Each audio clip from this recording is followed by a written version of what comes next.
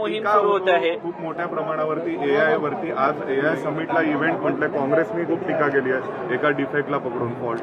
मला असं वाटतं की जगाने भारताची शक्ती बघितली.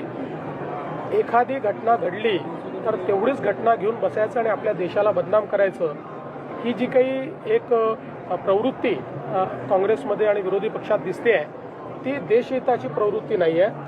किंबहुना त्यांनी जर हे बघितलं की जगातले हुज हू एआय करता भारतात येतात आणि या ठिकाणी भारताने एआय मध्ये केलेलं जे काम आहे या कामाची प्रशंसा करतात, हे महत्वाचं आहे. सर, शेवटचा प्रश्न, टेक्नॉलॉजीची सुरुवात आहे असं म्हणतात, देशाकडे जाणार आहे. बोलतात, तुम्ही कसं पाहताय? राहुल गांधी सुद्धा या मुद्द्यावरती ट्विट करतात. मला असं वाटतं की अनेक वेळा जिथे ह्युमन इंटेलिजन्स निग्लिजिबल असतो त्या ठिकाणी ह्युमन इंटेलिजन्सला सपोर्ट करण्याकरता देखील एआयचा वापर होऊ शकतो. त्यामुळे राहुल गांधींनी रिस्पॉन्सिबल एआयचा वापर केला तर ते असं बोलणार नाही.